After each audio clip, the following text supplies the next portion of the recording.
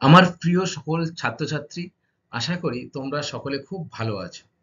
আমি তোমাদের জিওগ্রাফির সুমন স্যার। আচ্ছা স্টুডেন্ট, তোমরা বলো তো এই পৃথিবীতে কতগুলি মহাদেশ রয়েছে? 7টা। Very good. যেমন এশিয়া, আফ্রিকা, তাই তো? উত্তর আমেরিকা, দক্ষিণ আমেরিকা। আচ্ছা, দেখো স্টুডেন্ট, তুমি কোন মহাদেশে আছো? বলো কেউ আমাকে। এশিয়া মহাদেশে। এশিয়া মহাদেশের মধ্যে কোন দেশে তুমি রয়েছো? ভারতবর্ষ।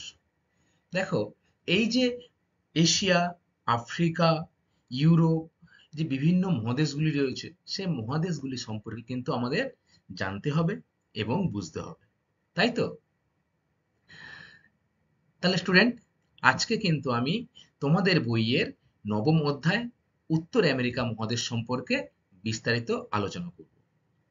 কি জানবো উত্তর আমেরিকা মহাদেশ সম্পর্কে?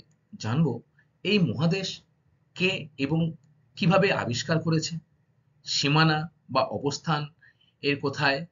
এছাড়া এই যে উত্তর আমেরিকার বিভিন্ন দেশ, উত্তর আমেরিকার প্রাকৃতিক যে বৈশিষ্ট্য, সেই বৈশিষ্ট্য সম্পর্কে জানবো।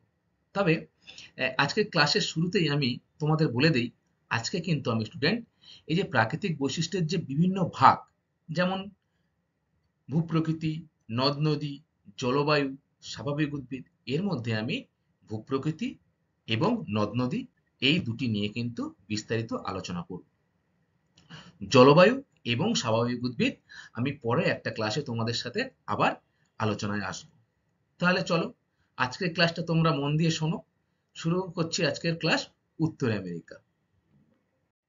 আচ্ছা স্টুডেন্ট, আমেরিকা মহাদেশ যে মুহূর্তে আমি এই কথাটা বলছি, তোমাদের নিশ্চয়ই মাথায় আসতে পারে যে এই আমেরিকা মহাদেশটা কিভাবে বা কে আবিষ্কার করেছে, তাই তো?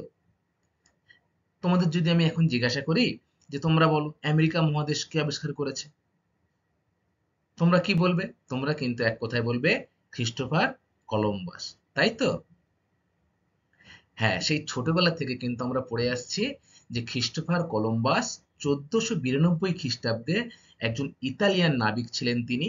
তিনি ভারতে আসার যে জলপথ সেটি আবিষ্কার করতে গিয়ে কিন্তু এই আমেরিকা মহাদেশের একটি ভূখণ্ডে এসে পৌঁছান এবং তিনি এসে পৌঁছে ভাবেন যে তিনি ভারতে আসার পথ আবিষ্কার করে ফেলেছেন। তিনি তাই এই অঞ্চলের নাম দেন পশ্চিম ভারতীয় দ্বীপপুঞ্জ।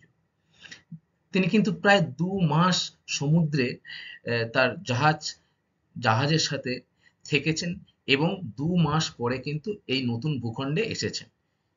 ঠিক আছে?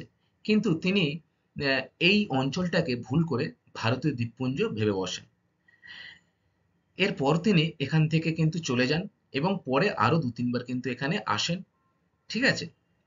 দেখো, বিভিন্ন মতামত অনুযায়ী এই মত কিন্তু বাস্তব সত্যতা পায়নি। আরো একটা মত বলছে যে পরবর্তীকালে 1501 সালে কিন্তু এক পর্তুগিজ নাবিক ছিলেন, তিনি ছিলেন আমেরিকো ভেসপুচি। তিনি এই কলম্বাসের পথ অনুসরণ করে কিন্তু উত্তর আমেরিকা ভূখণ্ডে এসে পৌঁছান এবং তিনি কিন্তু মূল ভূখণ্ডে এসেই পৌঁছান। পৌঁছে তিনি আবিষ্কার করেন যে এটা কিন্তু ভারতীয় দ্বীপপুঞ্জ নয়, এটা একটি নতুন ভূখণ্ড এবং তারই নাম অনুসারে কিন্তু এই আমেরিকো ভেসপুচির নাম অনুসারে কিন্তু এই মহাদেশটির নাম রাখা হয় আমেরিকা মহাদেশ।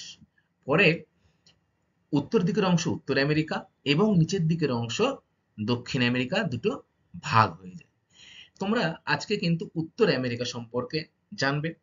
তোমাদের এটা নবম অধ্যায়, এরপরে দশম অধ্যায়ে কিন্তু তোমাদের দক্ষিণ আমেরিকা সম্পর্কেও আলোচনা আমি করব।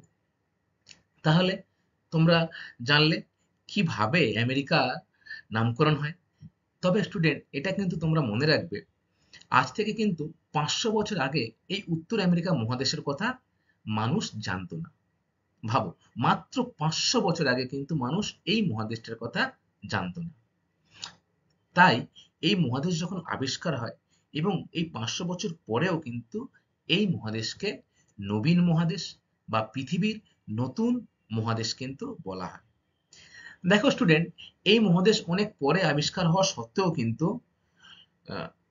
শিক্ষা দীক্ষা, সংস্কৃতি, টেকনোলজি, মহাকাশ বিজ্ঞান সমস্ত ক্ষেত্রেই কিন্তু এই দেশ বা এই মহাদেশ কিন্তু অনেকটা এগিয়ে গেছে, তাই না? আমরা নাসার নাম শুনেছি, যেখানে স্পেস সেন্টার নাসা, সেটা কিন্তু এই আমেরিকা মহাদেশে রয়েছে, উত্তর আমেরিকা মহাদেশে। তোমরা কিন্তু স্টুডেন্ট এই যে আমেরিকা একটা দেশ রয়েছে, এই কথাটা কিন্তু তোমরা পরিচিত, ইউএসএ, তাই না? কিন্তু আমেরিকা কিন্তু পুরোটা একটা মহাদেশ। আমেরিকা মহাদেশের মধ্যে ছোট্ট একটা দেশ রয়েছে, সেই দেশের নাম কিন্তু আমেরিকা যুক্তরাষ্ট্র। তাহলে তোমরা বুঝতেই পারছো, আমেরিকা মহাদেশের মধ্যে উত্তর আমেরিকা পড়ছে, আবার দক্ষিণ আমেরিকাও পড়ছে। ঠিক আছে, তাহলে এবার আমরা এই যে জানলাম যে উত্তর আমেরিকা মহাদেশ সম্পর্কে কিভাবে আবিষ্কার হয়েছে, তাহলে চলো আমরা দেখে নেই এই মহাদেশের ঠিক অবস্থান এবং তার সীমানা কেমন। দেখো, এক নজরে উত্তর আমেরিকা অবস্থান। আচ্ছা স্টুডেন্ট, তোমরাই আমাকে বলো, কোন জায়গার অবস্থান বলতে আমি কি বোঝাবো? Very good. কোনো জায়গার অবস্থান বলতে আমি কিন্তু সেই জায়গার অক্ষাংশ এবং দ্রাঘিমাংশ, এই দুটো কিন্তু আমরা বুঝি, তাই তো? দেখো তাহলে উত্তর আমেরিকা মহাদেশটি কিন্তু 7 ডিগ্রি উত্তর অক্ষাংশ, অর্থাৎ এই যে এখানে নিচে, এখানে 7 ডিগ্রি উত্তর অক্ষাংশ থেকে প্রায় 84 ডিগ্রি উত্তর অক্ষাংশ পর্যন্ত বিস্তৃত, এবং এই যে দ্রাঘিমা 20 ডিগ্রি থেকে পশ্চিম দ্রাঘিমা থেকে 173 ডিগ্রি পশ্চিম দ্রাঘিমা পর্যন্ত এটির অবস্থান। ঠিক আছে, এবারে স্টুডেন্ট আমরা আসবো সীমানা, অর্থাৎ এই মহাদেশের চারিদিকে কি কি অবস্থান করছে। যেমন তোমার বাড়ির চারিদিকে তোমার সীমানা রয়েছে, ঠিক তেমনি এই পুরো উত্তর আমেরিকা মহাদেশটার পাশে কি কি জায়গা রয়েছে সেগুলো আমরা জেনে নেব। প্রথমে দেখো, মহাদেশটির কিন্তু চারিদিকেই জল দিয়ে ঘেরা বা মহাসাগর দিয়ে ঘেরা। দেখো, এদিকে সাগর, এদিকে এদিকে এদিকে সাগর রয়েছে, এদিকে সাগর রয়েছে, নিচেও সাগর রয়েছে, ডান দিকেও সাগর রয়েছে, তাই না? তাহলে এবারে আমরা কোন দিকে কোন সাগর আছে সেটা একটু জেনে নিই। প্রথমে আসবো আমরা উত্তর দিকে। দেখো, উত্তরে কিন্তু রয়েছে উত্তর সাগর, ঠিক আছে, এবং পূর্বে রয়েছে কিন্তু আটলান্টিক মহাসাগর, এই যে দেখো আটলান্টিক মহাসাগর, এবং দক্ষিণের দিকে অর্থাৎ নিচের দিকে এবং পশ্চিম দিকে এই যে অঞ্চলটা, এই অঞ্চলটা কিন্তু রয়েছে পুরো প্রশান্ত মহাসাগর। তাহলে আমরা কি জানলাম? দক্ষিণ পশ্চিমে রয়েছে প্রশান্ত মহাসাগর, পূর্ব দিকে রয়েছে আটলান্টিক মহাসাগর এবং উত্তরে উত্তর সাগর। এক নজরে উত্তর আমেরিকা। তোমরা স্টুডেন্ট ডান দিকের ছবিটা একটু লক্ষ্য করো। দেখো, এই যে অংশটা, এই অংশটার মধ্যে এই যে বাঁ দিকের এই অংশটা, এটা কিন্তু এশিয়া মহাদেশ এবং এটা কিন্তু উত্তর আমেরিকা। আর এই মাঝখানে যে অংশটা রয়েছে, এটাকে হচ্ছে বলে বেরিং প্রণালী। তাহলে তোমরা কি জানলে?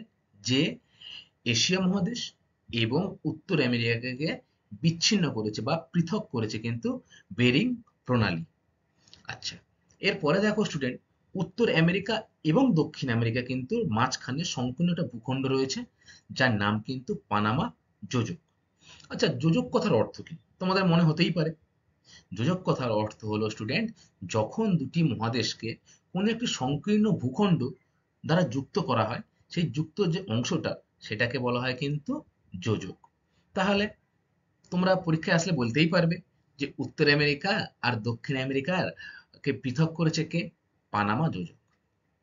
তবে স্টুডেন্ট, 1914 সালে কিন্তু এই পানামা যোজক কেটে একটা খাল তৈরি করা হয় এবং যার নাম দেওয়া হয় পানামা খাল। এটা করার ফলে উত্তর আমেরিকার সাথে দক্ষিণ আমেরিকার যোগাযোগ, জলপথের মাধ্যমে যোগাযোগ, এবং সমগ্র সমগ্র বলবো না, পূর্ব উত্তর আমেরিকার সাথে ইউরোপের কিন্তু যোগাযোগটা অনেকটা সুবিধা হয়ে যায় এই খাল আবিষ্কারের ফলে বা এই খাল খননের ফলে।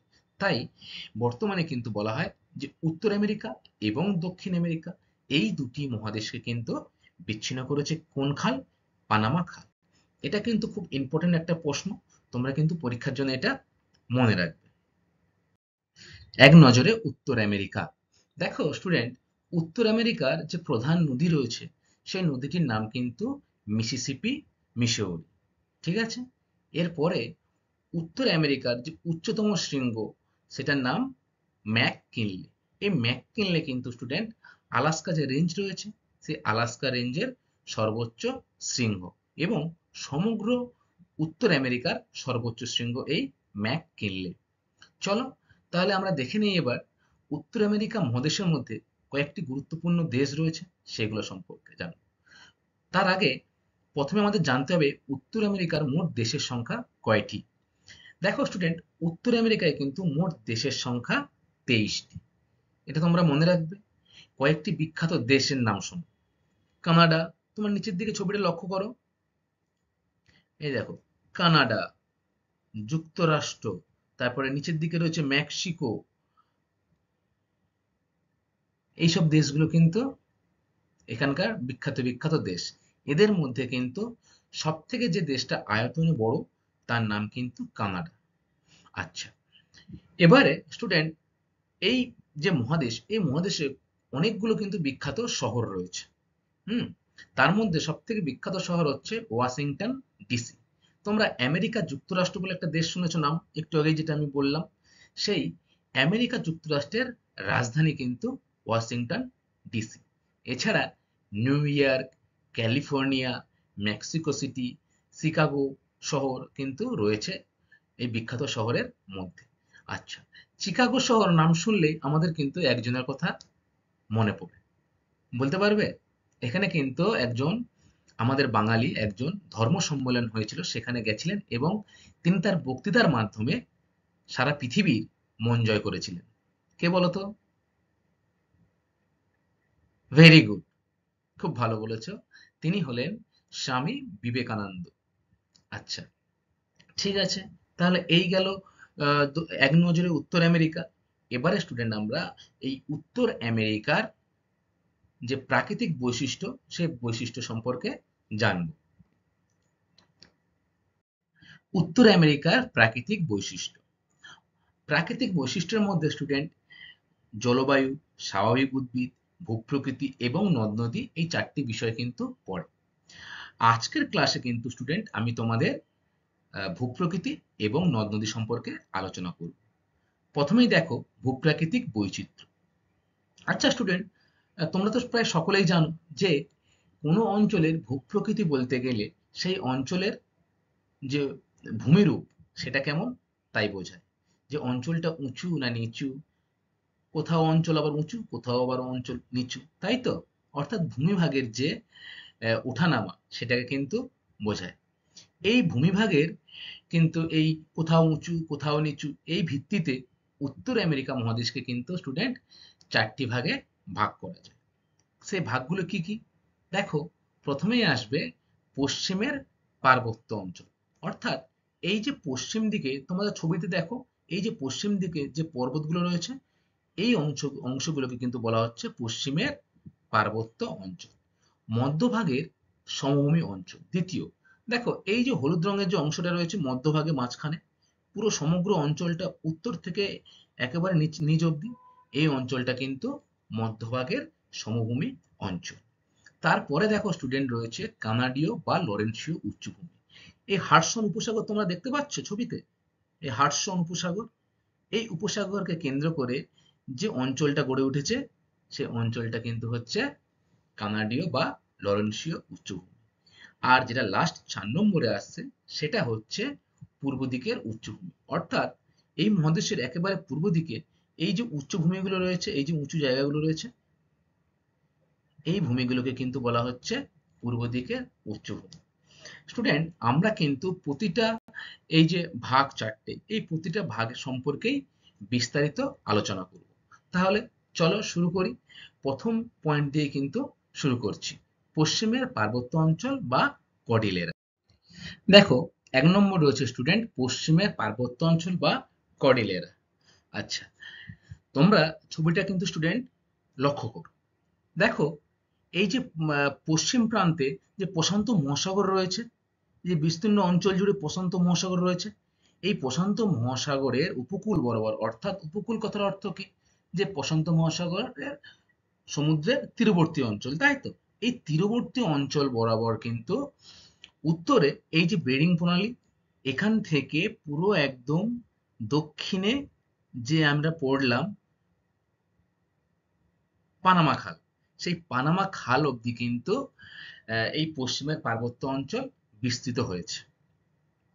দেখো, এই যে পার্বত্য অঞ্চল, পশ্চিমের পার্বত্য অঞ্চল, তার কিন্তু ইতিহাস আছে কিভাবে সৃষ্টি হয়েছে। দেখো, আমাদের হিমালয় পর্বতমালা কিন্তু যেমন সৃষ্টি হয়েছে, ঠিক তেমনই কিন্তু এই যে পশ্চিমের পার্বত্য অঞ্চল, উত্তর আমেরিকা, সেটাও কিন্তু ঠিক একইভাবে সৃষ্টি হয়েছে। অর্থাৎ দুটি পাতের কিন্তু পরস্পর কাছে, অর্থাৎ অভিসারী চলনের ফলে কিন্তু এই পার্বত্য অঞ্চল সৃষ্টি হয়েছে। দেখো, এদিকে রয়েছে কিন্তু প্রশান্ত মহাসাগরীয় পাত, আর এদিকে রয়েছে প্রশান্ত মহাসাগরীয় পাত, আর এদিকে রয়েছে কিন্তু উত্তর আমেরিকা পাত।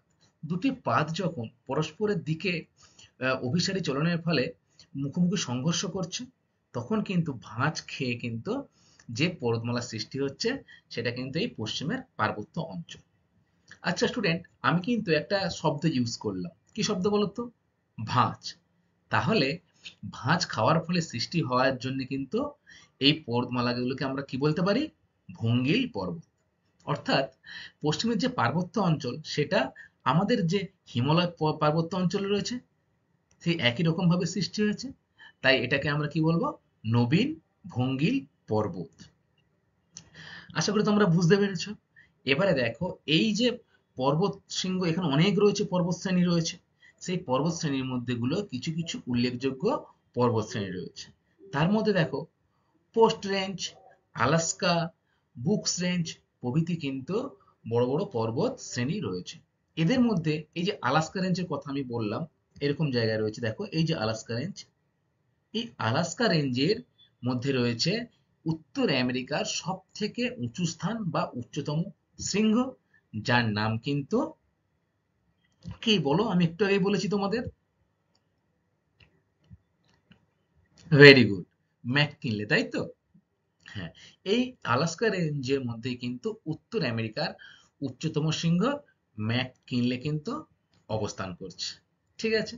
তোমরা স্টুডেন্ট এই যে কর্ডিলেরা শব্দ, এটা নতুন শুনছো, যে পার্বত্য অঞ্চল বা কর্ডিলেরা। তোমরা আগে পর্বত, মালভূমি বা সমভূমি এইসব অঞ্চলগুলো কিন্তু সম্পর্কে জানো। কর্ডিলেরা শব্দের অর্থ কিন্তু স্টুডেন্ট, অনেকগুলো যখন পর্বত বা পর্বতমালা পরপর সারিবদ্ধভাবে একই রকম সমান্তরালের থাকবে, তখন কিন্তু তাকে আমরা কর্ডিলেরা বলবো, যার অর্থ কিন্তু হচ্ছে শৃঙ্খল। উত্তর আমেরিকা মহাদেশের যে পর্বতমালাগুলো রয়েছে, সেটা উত্তরে বেরিং প্রণালী থেকে দক্ষিণে পানামা খাল অব্দি, সেগুলো কিন্তু প্রায় একই রকম সমান্তরালভাবে রয়েছে। তাই এ, একটা শব্দ আমরা ব্যবহার করি, যেটা হচ্ছে কর্ডিলেরা, যার বাংলা অর্থ কিন্তু শৃঙ্খল। আচ্ছা, দেখো স্টুডেন্ট, এরপরে এই যে পশ্চিমে পার্বত্য অঞ্চলে, এই পার্বত্য অঞ্চলে কিন্তু একটা উপত্যকা রয়েছে, যার নাম মৃত্যু উপত্যকা। অর্থাৎ এর নাম কেন মৃত্যু উপত্যকা, সেটা কিন্তু আমাদের জানতে হবে। দেখো, ক্যালিফোর্নিয়া উপত্যকা সমুদ্রপৃষ্ঠ থেকে কিন্তু প্রায় 90 মিটার নিচু। এই পশ্চিমের পার্বত্য অঞ্চলে একটা জায়গা রয়েছে, এটা হচ্ছে ক্যালিফোর্নিয়া উপত্যকা, সেটা কিন্তু সমুদ্রপৃষ্ঠ থেকে 90 মিটার নিচু। তাই এই অঞ্চলে প্রাপ্ত যে সামান্য জল, সেই জলের লবণতা এত বেশি যে কোনো জীব বেঁচে থাকতে পারে না, কোনো জীবই সেখানে বেঁচে থাকতে পারে না। মানে জলের যে লবণতা, সেটা এতটাই বেশি যে কোনো মানুষ বা কোনো জীব বেঁচে থাকতে পারে না। এই গভীর উপত্যকার নাম কিন্তু মৃত্যু উপত্যকা। যেহেতু কোনো মানুষ বা কোনো জীব সেখানে বেঁচে থাকতে পারে না, সেখানে তাই এর নাম কিন্তু দেওয়া হয়েছে মৃত্যু উপত্যকা। দেখো, বিশেষজ্ঞরা কিন্তু দেখেছেন গবেষণা করে যে এই অঞ্চলে কিন্তু আগে প্রচুর সোনার খনি এইসবগুলো কিন্তু পাওয়া যেত। তাই অনেক গরম বা এই অসহ্য মৃত্যুর হাত থেকে আহ, কি বলবো, মৃত্যুর ভয় থাকা সত্ত্বেও কিন্তু মানুষ এখানে সোনার খনির খোঁজে কিন্তু রওনা দিত এবং যেত। ঠিক আছে, তাহলে তোমরা মনে রাখবে যে মৃত্যু উপত্যকা কাকে বলে। ঠিক আছে, দেখো এই যে মৃত্যু উপত্যকা, এটা আমেরিকার উষ্ণতম স্থান, অর্থাৎ প্রচুর গরম। আমি তোমাকে একটু আগেই বললাম যে এখানে কিন্তু প্রচুর সোনার খনি পাওয়া গেছিল। এখনো কিন্তু মানুষ এই সোনার খনির উদ্দেশ্যে এই অসহ্য গরম এবং এই যে জলের যে জলের অভাব ইত্যাদি সত্ত্বেও কিন্তু এখানে সোনার খনির উদ্দেশ্যে রওনা হয়। তাহলে এই মৃত্যু উপত্যকা কিন্তু উত্তর আমেরিকার উষ্ণতম স্থান এবং পশ্চিম যে গোলার্ধ রয়েছে সেই পশ্চিম গোলার্ধের নিম্নতম স্থান, অর্থাৎ নিচু স্থান। তোমরা কিন্তু মনে রাখবে সমুদ্র পৃষ্ঠ থেকে কিন্তু এর গভীরতা 90 মিটার নিচু। ঠিক আছে, তাহলে আমরা প্রথম বিষয়টা জানলাম যে পশ্চিমের পার্বত্য অঞ্চল। এরপরে আমরা দ্বিতীয় ভাগটা সম্পর্কে জানবো। দেখো স্টুডেন্ট, মধ্যভাগের সমভূমি অঞ্চল। দেখো আমরা কিন্তু এর আগেরটা কি পড়েছিলাম যে পশ্চিমের পার্বত্য অঞ্চল। এবারে এই যে উত্তর আমেরিকা মহাদেশ তার যে মাঝখানের যে সমভূমি, সেই অঞ্চলটাকে বলা হচ্ছে মধ্যভাগের সমভূমি অঞ্চল। এর দেখো তোমরা, এর যে পশ্চিম দিকে রয়েছে কিন্তু পার্বত্য অঞ্চল, তাই না? এবং এর কিন্তু পূর্ব দিকেও রয়েছে পূর্বের উচ্চভূমি। এই দুটি অংশের মাঝখানে যে অংশটা, এই যে হলুদ রঙের যে অংশগুলো দেখো, এই যে বিশাল অংশ জুড়ে রয়েছে, এটা কিন্তু সমভূমি অঞ্চল। আচ্ছা, সমভূমি অঞ্চল কিভাবে সৃষ্টি হলো? এই যে উত্তর আমেরিকার সমভূমি অঞ্চল কিভাবে সৃষ্টি হলো? দেখো এর মধ্যভাগে কিন্তু সেন্ট লরেন্স, ম্যাকেঞ্জি, মিসৌরি, বিভিন্ন নদী আমরা জানলাম রয়েছে। আচ্ছা, এই যে নদীগুলো তাদের যে পলি সঞ্চয় করে নিয়ে আসছে, উচ্চভূমি থেকে ক্ষয়কাজের ফলে নিয়ে আসছে। দেখো এপারে রয়েছে উচ্চভূমি পূর্বের, আর এপারে রয়েছে পশ্চিমের পার্বত্য অঞ্চল। তাহলে মাঝখানের জায়গাটা কিন্তু নিচু, এপারের জায়গাটাও উঁচু, পশ্চিমের জায়গাটাও উঁচু এবং পূর্বের জায়গাটাও উঁচু। এই যে দুই অঞ্চল থেকে কিন্তু প্রচুর নদ নদীর সৃষ্টি হয়েছে। যেমন ম্যাকেঞ্জি, সেন্ট লরেন্স, মিসিসিপি, মসুরি যে নদীগুলো সৃষ্টি হয়েছে, এই নদীগুলো এই মধ্যভাগের উপর দিয়ে কিন্তু প্রবাহিত হয়ে গেছে। ফলে নদীগুলো এই উচ্চভূমি থেকে বা পার্বত্য অঞ্চল থেকে ক্ষয়কাজের ফলে নুড়ি, কাঁকড়, বালি বা পলি নিয়ে কিন্তু এই মধ্যভাগের বিস্তীর্ণ সমভূমি অঞ্চল সৃষ্টি করেছে। ঠিক আছে, আচ্ছা, এবারে এই যে দক্ষিণ পূর্ব অংশ রয়েছে, এই দক্ষিণ পূর্ব অংশে কিন্তু হিমবাহের ক্ষয়কার্যের ফলে 5টি হ্রদ সৃষ্টি হয়েছে এখানে। যে হ্রদগুলোর নাম কিন্তু সুপিরিয়র, মিশিগান, হুরন, ইরি ও অন্টারিও। এই হ্রদ 5টিকে একসাথে বলা হয় পঞ্চহ্রদ। এই 5টি হ্রদই কিন্তু বিখ্যাত হ্রদ। তোমরা সকলেই শুনেছ বা কেউ কেউ জানো না, পৃথিবীর কিন্তু সব থেকে মিষ্টি জলের হ্রদ, সেটা সব থেকে বড়, সেটা কিন্তু এই সুপিরিয়র হ্রদ। দেখো এই যে রয়েছে সুপিরিয়র হ্রদ অঞ্চলের সমভূমি অঞ্চল, এইটা হচ্ছে হ্রদ অঞ্চলের সমভূমি অঞ্চল। আর আসলে এই হ্রদকে কেন্দ্র করে তার চারিদিকে কিন্তু যে সমভূমি সৃষ্টি হয়েছে সেটা কিন্তু হ্রদ অঞ্চলের সমভূমি। আর এই হ্রদ অঞ্চলের সমভূমি কিন্তু ক্ষয়কাজের ফলেই সৃষ্টি হয়েছে। ঠিক আছে, এই যে মধ্যভাগের সমভূমি অঞ্চল, এই সমভূমি অঞ্চলকে কিন্তু আমরা আবার প্রধান 4টে ভাগে ভাগ করতে পারি। দেখো ভূপ্রাকৃতিক বৈচিত্র্য অনুসারে এই বিশাল সমভূমি 4 ভাগে ভাগ করা যায়। কি কি? সেন্ট লরেন্স নদীর অববাহিকা। তাহলে যে অঞ্চলটা সেন্ট লরেন্স নদীর অববাহিকা দ্বারা সৃষ্টি হয়েছে, অর্থাৎ যে অঞ্চলের উপর দিয়ে সেন্ট লরেন্স নদী বয়ে গেছে এবং তার আশেপাশের যে অঞ্চল, সেটাই নিয়ে তৈরি হয়েছে কিন্তু সেন্ট লরেন্স অববাহিকা সমভূমি। হ্রদ অঞ্চলের সমভূমি, একটু আগেই বললাম যে 5টা বিখ্যাত হ্রদ, এই 5টা যে বিখ্যাত হ্রদ রয়েছে, সেই 5টা বিখ্যাত হ্রদের কে কেন্দ্র করে তার চারিদিকে যে সমভূমি সৃষ্টি হয়েছে তাকে আমরা বলবো হ্রদ অঞ্চলের সমভূমি, পেইরি সমভূমি। দেখো স্টুডেন্ট, এই যে সমভূমি অঞ্চলের কথা আমি তোমাদের বললাম, সেই উত্তর থেকে নিচে দক্ষিণ অব্দি বিস্তৃত, কিন্তু সব জায়গায় এটা কিন্তু সমান নয়। কোথাও মাঝে মাঝে পাহাড় বা টিলা বা তোরাঙ্গায়িত ভূমি কিন্তু আমরা লক্ষ্য করতে পারি। এই পেরি সমভূমি অঞ্চলে কিন্তু প্রচুর তৃণজাতীয় ঘাস জন্মায়। ঠিক আছে। আচ্ছা, নাম্বার 4 দেখো, মিসিসিপি মিসৌরির অববাহিকা অঞ্চল। মিসিসিপি মিসৌরি অববাহিকায় কিন্তু বৃহত্তম সমভূমি অঞ্চল গড়ে উঠেছে। আর এই মিসিসিপি মিসৌরি যে নদীটা, সে নদীটা পশ্চিমের পার্বত্য অঞ্চল এবং পূর্বের যে উচ্চভূমি তার ঠিক মাঝখানে অবস্থান করছে। এবং এই পাহাড় বা পর্বত থেকে বয়ে আসার ফলে প্রচুর নুড়ি কাকড় বালি নিয়ে পলি নিয়ে কিন্তু দীর্ঘদিন ধরে এই সমভূমি অঞ্চল গঠন করেছে। তাহলে আমরা কিন্তু জানলাম যে এই আহ, মধ্যভাগের সমভূমি অঞ্চলটা কিভাবে সৃষ্টি হয়েছে, বিশেষ করে যে নদ নদীর যে পলি সঞ্চয়ের মাধ্যমে কিন্তু এটা সৃষ্টি হয়েছে। এছাড়াও কিন্তু বায়ুর ক্ষয়কাজ বা হিমবাহের ক্ষয়কাজের ফলেও কিন্তু সমভূমি সৃষ্টি হয়। কিন্তু এই যে মধ্যভাগের সমভূমি অঞ্চল, বিশেষ করে এই অঞ্চলটা উত্তর আমেরিকা নদীর পলি সঞ্চয়ের ফলে সৃষ্টি হয়েছে। ঠিক আছে। তাহলে এরপরে যেটা 3 নম্বর, সেই ভাগটা আমরা দেখে নিই। 3 নম্বর ভাগটা দেখো, কানাডীয় বা লরেন্সীয় উচ্চভূমি।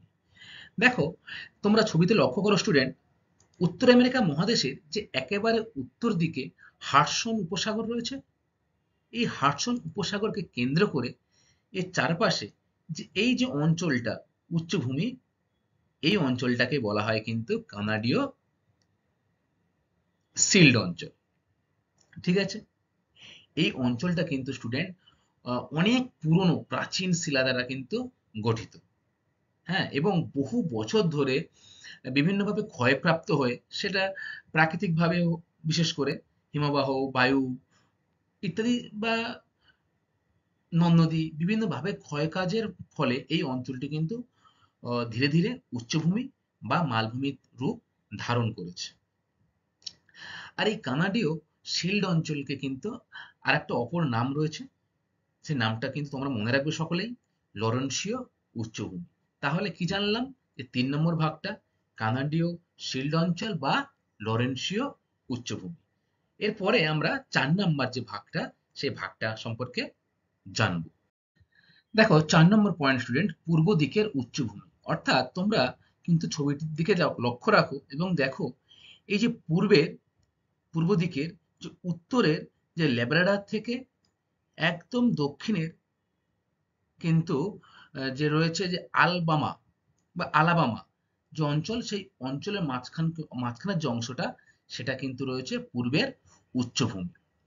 আচ্ছা, এই উচ্চভূমি কিন্তু স্টুডেন্ট এক সময় অনেক উঁচু ছিল এবং পর্বতরূপে অবস্থান করত, কিন্তু দিনের পর দিন বিভিন্ন রকম ভাবে ক্ষয়প্রাপ্ত হয়েও কিন্তু এই পূর্বের উচ্চভূমিতে সৃষ্টি হয়েছে। এই পূর্বের উচ্চভূমিগুলোকে কিন্তু আবার 3টি ভাগে ভাগ করা যায়। দেখো, একেবারে উত্তর দিকে রয়েছে কিন্তু ল্যাব্রাডর, একেবারে উত্তর দিকে রয়েছে কিন্তু ল্যাব্রাডর উচ্চভূমি। তারপরে কিন্তু রয়েছে মধ্যভাগের নিউ ইংল্যান্ড উচ্চভূমি, এই জায়গাটা। এবং সবার শেষে কিন্তু রয়েছে অ্যাপেলেশিয়ান পার্বত্য অঞ্চল। এই পার্বত্য অঞ্চলটা কিন্তু এই 3টির মধ্যে সব থেকে বেশি গুরুত্বপূর্ণ। এই অঞ্চলটা কিন্তু বা অ্যাপেলেশিয়ান যে পার্বত্য অঞ্চল, এটা কিন্তু একটা প্রাচীন ভঙ্গিল পর্বতের উদাহরণ। বহু বছর ধরে স্টুডেন্ট এই পার্বত্য অঞ্চলটা বিভিন্ন প্রাকৃতিক প্রক্রিয়ার দ্বারা ক্ষয়প্রাপ্ত হয়ে কিন্তু দিনের পর দিন ক্ষয়প্রাপ্ত হয়ে ক্ষয়জাত পর্বতে অবস্থান করছে। এটা কিন্তু প্রাচীন ভঙ্গিল পর্বতের উদাহরণ। আচ্ছা, এই যে অ্যাপেলেশিয়ান যে পর্বত রয়েছে, এই অ্যাপেলেশিয়ান পর্বতের মাউন্ট মিশেল কিন্তু সমগ্র পূর্ব দিকের উচ্চভূমির সর্বোচ্চ শৃঙ্গ। আর ব্লু রিজ যে পর্বত রয়েছে, সেই ব্লু রিজ পর্বতের মাউন্ট মিশেল, দেখো তোমরা, এই যে রয়েছে অ্যাপেলেশিয়ান পর্বত, এর এইখানে মাউন্ট মিশেল কিন্তু রয়েছে ব্লু রিজ পর্বতের উপর। এটা পূর্ব দিকের, সমগ্র পূর্বের সব থেকে উচ্চতম শৃঙ্গ। একটু আগে আমি তোমাদের বললাম যে দিনের পর দিন এটা কিন্তু ক্ষয় পাচ্ছে এবং এখনো কিন্তু ক্ষয়প্রাপ্ত হচ্ছে। তাই এই পার্বত্য অঞ্চল কিন্তু বেশিরভাগ স্থানে কিন্তু স্টুডেন্ট 2000 মিটারেরও কিন্তু কম উঁচু। ঠিক আছে। তাহলে আমরা কিন্তু সামগ্রিকভাবে উত্তর আমেরিকার যে ভূপ্রাকৃতিক বৈচিত্র্য, সেই ভূপ্রাকৃতিক বৈচিত্র্য সম্পর্কে জানলাম বিস্তারিত। এরপরে আমরা স্টুডেন্ট উত্তর আমেরিকার নদ নদী সম্পর্কে একটু জানব। দেখো তাহলে, দেখো স্টুডেন্ট, উত্তর আমেরিকার নদ নদীর পরিচয়। প্রধান প্রধান কিন্তু নদী রয়েছে এখানে পাঁচটা। তার মধ্যে Saint Lawrence, Mississippi, Missouri, Colorado, Mackenzie এবং কলম্বিয়া, এই প্রধান প্রধান কিন্তু পাঁচটা নদী। তার আগে স্টুডেন্ট আমাদের এই নদী সম্পর্কে তো জানবই, তার আগে আমাদের পঞ্চহ্রদ এই বিষয়টা কিন্তু আমাদের একটু জানতে হবে। কারণ এই নদীগুলো পড়ার সময় কিন্তু আমাদের এই পঞ্চহ্রদ কথাটা বারবার উঠে আসবে। দেখো, উত্তর আমেরিকা মহাদেশের পূর্ব দিকে তোমরা ছবিটা লক্ষ্য করো, এই যে উত্তর আমেরিকা মহাদেশ, তার পূর্ব দিকে এই অঞ্চলটা যেটা আমি গোল করলাম, দেখো এই অঞ্চলটা কিন্তু হ্রদ অঞ্চল নামে পরিচিত। পাঁচটা মিষ্টি জলের হ্রদ নিয়ে এই হ্রদ অঞ্চল গঠিত। তার মধ্যে রয়েছে প্রধান সুপিরিয়র, তারপরে অন্টারিও, মিশিগান, হুরন, ইরি, এই পাঁচটা হ্রদ অঞ্চল কিন্তু পাঁচটা প্রধান হ্রদ। ঠিক আছে, তাহলে আমরা জানলাম হ্রদ অঞ্চল সম্পর্কে। এবারে দেখো 1 নম্বর যে নদী, প্রথম সেন্ট লরেন্স নদী। সেন্ট লরেন্স নদী কিন্তু আমরা একটু আগেই পড়লাম এন্টারিও হ্রদ। সেই এন্টারিও হ্রদের কিন্তু থেকে এই নদী সৃষ্টি হয়ে পূর্ব দিকে মেক্সিকো উপসাগরে কিন্তু পতিত হয়েছে। দেখো তোমরা লক্ষ্য করো ছবিটা, এই যে হ্রদ অঞ্চলের সেন্ট লরেন্স নদী, এই সেন্ট লরেন্স নদী কিন্তু এই হ্রদ অঞ্চল থেকে উৎপন্ন হয়েছে। উৎপন্ন হয়ে কিন্তু এই নিচের দিকে এসে এই মেক্সিকো উপসাগরে পতিত হয়েছে। আচ্ছা, এই নদীর একটা গুরুত্বপূর্ণ বৈশিষ্ট্য হলো এই নদী কিন্তু উত্তর আমেরিকার পরিবহনে গুরুত্বপূর্ণ ভূমিকা অবলম্বন করে। এছাড়া যে পৃথিবীর বিখ্যাত একটা জলপ্রপাত, নায়াগ্রা জলপ্রপাত, তোমরা নিশ্চয়ই তার নাম শুনেছ। সেই নায়াগ্রা জলপ্রপাত কিন্তু এই সেন্ট লরেন্স নদীর উপরেই সৃষ্টি হয়েছে। 2 নম্বর নদীটা দেখো, মিসিসিপি, মসৌরি। তোমরা কিন্তু এর আগে পড়ে এসেছো যে উত্তর আমেরিকার প্রধান নদীর নাম কি, বলো? ক্লাসটা যদি শুনে থাকো মন দিয়ে, আমি কিন্তু প্রথমেই বলেছি মিসিসিপি, মিসৌরি। Very good. তাহলে মিসিসিপি, মিসৌরি কিন্তু যে সব থেকে বড় যে হ্রদ মিষ্টি জলের, তার নাম কিন্তু সুপিরিয়র। সেই সুপিরিয়র হ্রদ, দেখো এই সুপিরিয়র হ্রদ থেকে কিন্তু এই দেখো মিসিসিপি নদী, এই মিসিসিপি নদীটা কিন্তু এখান থেকে সৃষ্টি হয়েছে। এই সুপিরিয়র হ্রদ থেকে, এই যে সুপিরিয়র হ্রদ এখান থেকে সৃষ্টি হওয়ার পর এই নদী এসে কিন্তু এই মেক্সিকো উপসাগরে পতিত হয়েছে। তাহলে ভূমির ঢাল কিন্তু স্টুডেন্ট উত্তর থেকে দক্ষিণের দিকে ঢালু, কারণ সব নদীগুলোই কিন্তু মেক্সিকো উপসাগরের দিকে এসে পতিত হচ্ছে। আচ্ছা, দুটো নদী কিন্তু আমরা জানলাম, সেন্ট লরেন্স আর মিসিসিপি, মসৌরি। এরপরে স্টুডেন্ট 3 নম্বর যে নদীটা দেখো, কলোরাডো নদী। কলোরাডো নদী কিন্তু রকি পার্বত্য অঞ্চল থেকে সৃষ্টি হয়েছে, অর্থাৎ যে পশ্চিমের দিকে যে পার্বত্য অঞ্চল সেখানে কিন্তু রকি পর্বত ছিল, সেই রকি পর্বত থেকে এই কলোরাডো নদীটা উৎপন্ন লাভ হয়েছে। এবং উৎপন্ন লাভ হওয়ার পর এর যেখানে মিশেছে সেটা হচ্ছে ক্যালিফোর্নিয়া উপসাগর। ক্যালিফোর্নিয়া উপসাগর, তোমরা ছবিটা দেখো ঠিক বুঝতে পারবে, ক্যালিফোর্নিয়া উপসাগরে গিয়ে কিন্তু এই কলোরাডো নদীটা মিশেছে এবং রকি পার্বত্য অঞ্চলে এটা উৎপন্ন হয়েছে। আচ্ছা, গ্র্যান্ড ক্যানিয়ন যে বিখ্যাত একটা ক্যানিয়ন, গ্র্যান্ড ক্যানিয়ন, সেই গ্র্যান্ড ক্যানিয়ন কিন্তু এই নদীর অববাহিকায় দেখা যায়। এছাড়া আর যে দুটো নদী আমরা নাম জানলাম সেটা হচ্ছে কি, ম্যাকেঞ্জি আর কলম্বিয়া। এই নদী দুটোও কিন্তু আহ, খুবই গুরুত্বপূর্ণ ভূমিকা অবলম্বন করে উত্তর আমেরিকায় পরিবহনে, যাতায়াতে। এছাড়া এই যে ম্যাকেঞ্জি নদী আমরা জানলাম, এই ম্যাকেঞ্জি নদীতে কিন্তু শীতকালে নৌ পরিবহন বা নৌ যোগাযোগ ব্যবস্থা একেবারেই বন্ধ থাকে। কেবলমাত্র গ্রীষ্মকালে এই নদীতে নৌকা ও স্টিমার চলে। হুম। আসলে শীতকালে এই নদীতে, ম্যাকেঞ্জি নদীতে কিন্তু আহ, যান বা জাহাজ বা বড় বড় নৌকা চলা কিন্তু অসম্ভব, কারণ পুরো বরফে প্রায় ঢেকে যায়। আচ্ছা, তাহলে নদ নদী আমরা পাঁচটা প্রধান কি জানলাম, কিছু কিছু বিষয় কিন্তু তোমাদের মনে রাখতে হবে। যেমন মিসিসিপি নদীর প্রধান উপনদীর নাম যদি তোমাদের জিজ্ঞাসা করে, তোমাদের বলতে হবে মিসৌরি। তাহলে মিসিসিপি নদীর প্রধান উপনদীর নাম মিসৌরি। এছাড়া টেনেসি নদীর উপর বিশ্বের বৃহত্তম নদী উপত্যকা পরিকল্পনা গড়ে উঠেছে। নদী উপত্যকা পরিকল্পনাটা কি তোমরা কেউ জানো? আমি বলে দিচ্ছি, শোনো। একটা নদীকে কেন্দ্র করে যখন বিভিন্নভাবে তাকে ব্যবহার করা হবে, যেমন মাছ চাষ করা হতে পারে, নদীতে পর্যটন করা হতে পারে, এছাড়া নদীতে বাঁধ দিয়ে জলবিদ্যুৎ উৎপন্ন করা যেতে পারে, ঠিক আছে, যাতায়াতের সুবিধা করা যেতে পারে। এই যে সমস্ত বিষয় একটা নদীর উপরে গড়ে উঠছে, এইকে আমরা বলবো নদী উপত্যকা পরিকল্পনা। এটা পৃথিবীর কিন্তু সবথেকে বড় বা বিশ্বের বৃহত্তম নদী উপত্যকা পরিকল্পনা গড়ে উঠেছে। তাহলে কোন নদীর উপরে স্টুডেন্ট? টেনেসি নদীর উপরে। ঠিক আছে, তাহলে আমাদের ভূপ্রকৃতি এবং নদ নদী এই দুটো বিষয় কিন্তু আমরা জানলাম, তাই তো? স্টুডেন্ট, কিছু কিছু জিনিস কিন্তু তোমাদের অবশ্যই মনে রাখতে হবে।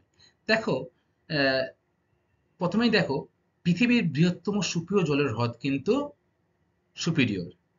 তাহলে যে আমরা পঞ্চহ্রদ পড়লাম, সেই পঞ্চহ্রদের পাঁচটার মধ্যে সব থেকে বৃহত্তম মিষ্টি জলের হ্রদ, সুপেয় কথার অর্থ হচ্ছে মিষ্টি।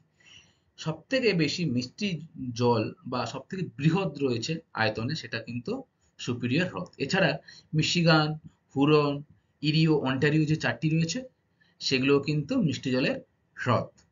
তাহলে তোমাদের হ্রদ অঞ্চল সম্পর্কেও জানা হয়ে গেল। আচ্ছা, এবারে তোমরা কিন্তু মনে রাখবে পৃথিবীর ব্যস্ততম বিমানবন্দর কিন্তু আটলান্টা। তাহলে পৃথিবীর ব্যস্ততম বিমানবন্দরের নাম আটলান্টা। এই আটলান্টা বিমানবন্দর কিন্তু আমেরিকা যুক্তরাষ্ট্রের জর্জিয়া নামক স্থানে কিন্তু বিরাজমান।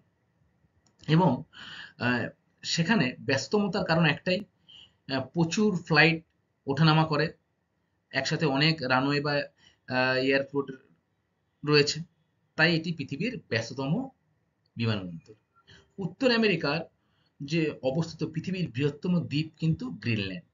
তাহলে আমরা বৃহত্তম দ্বীপের কি নাম জানলাম? গ্রিনল্যান্ড। দেখো ছবিতে এই যে লাল অংশটা, এইটা কিন্তু গ্রিনল্যান্ড, ঠিক আছে। আচ্ছা, পরের পয়েন্ট দেখো যে শীতকালে উত্তর আমেরিকার উত্তরের নদীগুলো কিন্তু নৌ পরিবহনযোগ্য নয়। উত্তর আমেরিকার উত্তর দিকে, অর্থাৎ উপরের দিকে, তাই তো। বিশেষ করে কিন্তু এখানে যে নদীটির কথা বলতে চাওয়া হয়েছে সেটা কিন্তু ম্যাকেঞ্জি নদী। এই নদীতে শীতকালে কিন্তু নৌ পরিবহনযোগ্য একদমই নয়। এছাড়া তোমার মিসিসিপি মিসৌরি নদীতে কিন্তু শীতকালে নৌ যাতায়াত হয়ে থাকে, কিন্তু উত্তরে অবস্থিত ম্যাকেঞ্জিতে হয় না। তার একটাই কারণ, এটি কিন্তু আহ, প্রচন্ড ঠান্ডা এই সময় শীতকালে পড়ে এখানে, এবং সমস্ত জল, নদীর কিন্তু সমস্ত জল বরফে পরিণত হয়। তোমরাই বলো যে বরফের উপর দিয়ে কি কখনো নৌকা বা জাহাজ চলতে পারে? পারে না, তাই তো। তাই এই কারণে কিন্তু শীতকালে উত্তর আমেরিকার যে উত্তরের নদীগুলি, বিশেষ করে ম্যাকেঞ্জি নদী, এই নদীতে কিন্তু নৌ পরিবহন হয় না। দেখো লাস্টে, পৃথিবীর প্রাচীনতম ভূখণ্ডের অংশবিশেষ কিন্তু কানাডিয়ান সিল্ট অঞ্চল। সিল্ট কথার অর্থ কি? পাথুরে জমি। এবং এই পাথুরে জমি কিন্তু পৃথিবীর প্রাচীনতম একটা ভূখণ্ড, সিল্ট অঞ্চল, এই কানাডীয় সিল্ট অঞ্চল। এই বিষয়গুলো কিন্তু তোমরা অবশ্যই মনে রাখবে। আমি তোমাদের জন্য কয়েকটা প্রশ্ন তৈরি করেছি, যেগুলো পরীক্ষার জন্য কিন্তু খুবই ইম্পর্টেন্ট। চলো সেগুলো একটু দেখে নেই। কিছু গুরুত্বপূর্ণ প্রশ্ন, এগুলো কিন্তু স্টুডেন্ট তোমরা খাতাতেও নোট ডাউন করতে পারো। এগুলো পরীক্ষার জন্য কিন্তু খুবই ইম্পর্টেন্ট। কোশ্চেন আমি বলছি, তোমরা উত্তর বলার চেষ্টা করবে, না পারলে আমি অবশ্যই বলে দেব।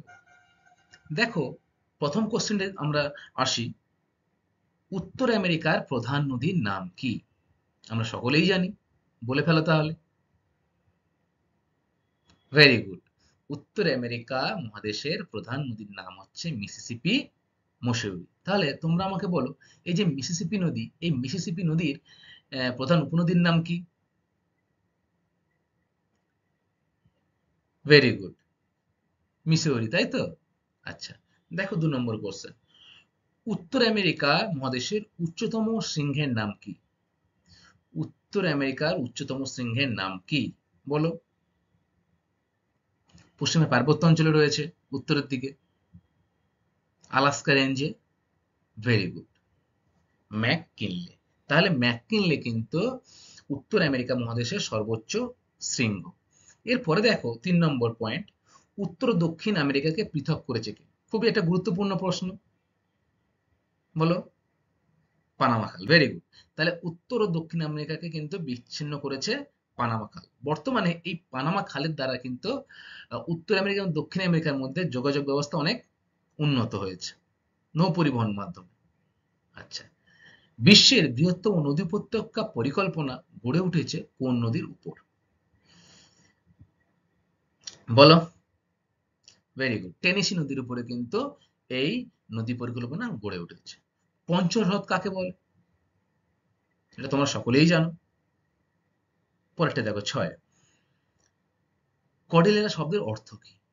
কর্ডিলেরা শব্দের অর্থ হচ্ছে স্টুডেন্ট শৃঙ্খল। যখন এই পশ্চিমের পার্বত্য অঞ্চল উত্তর আমেরিকার একটা সারিবদ্ধভাবে সমান্তরালভাবে কিন্তু উত্তর থেকে দক্ষিণ পর্যন্ত বিস্তৃত হয়েছে, তাই একে বলা হয় কর্ডিলেরা অঞ্চল বা শৃঙ্খল, যার বাংলা অর্থ কিন্তু শৃঙ্খল। 7, উত্তর আমেরিকার দেশের সংখ্যা কয়টি? 23টি, ভেরি গুড। আর সব থেকে বড় দেশ কানাডা। পৃথিবীর বৃহত্তম দ্বীপের নাম কি? 8 নম্বর প্রশ্ন, একটু আগেই জানলাম আমরা, বলে ফেলো। Greenland, very good. নায়াগ্রা জলপ্রপাত কোন নদীর উপর সৃষ্টি হয়েছে? দেখো স্টুডেন্ট, নায়াগ্রা জলপ্রপাত কিন্তু সৃষ্টি হয়েছে সেন্ট লরেন্স নদীর উপর। যে নদী কোথায় উৎপত্তি হয়েছে? অন্টারিও হ্রদে। দেখো 10 নম্বর প্রশ্ন, কানাডীয় শিল্যাঞ্চলের অপর নাম কি? Very important. কানাডীয় শিল্যাঞ্চলের অপর নাম হচ্ছে লরেন্সীয় উচ্চভূমি। ঠিক আছে, তাহলে স্টুডেন্ট আজকে কিন্তু আমরা এই উত্তর আমেরিকা মহাদেশের ভূপ্রকৃতি এবং নদ নদী নিয়ে বিস্তারিত আলোচনা করলাম। এছাড়া আর কি জেনেছি আমরা? জেনেছি তার উত্তর আমেরিকার সীমানা, অবস্থান, দেশ সম্পর্কে বা বিখ্যাত শহর সম্পর্কে। এর পরে ক্লাসে স্টুডেন্ট আমি তোমাদের উত্তর আমেরিকার জলবায়ু এবং স্বাভাবিক উদ্ভিদ নিয়ে ক্লাস করাবো। আজকের জন্য কিন্তু এই পর্যন্ত। সকলে তোমরা খুব ভালো থেকো। আশা করি আমার ক্লাসটা তোমরা বুঝতে পেরেছো। সকলকে অসংখ্য ধন্যবাদ। নেক্সট ক্লাসে কিন্তু তোমাদের সাথে আবার আমার দেখা হবে।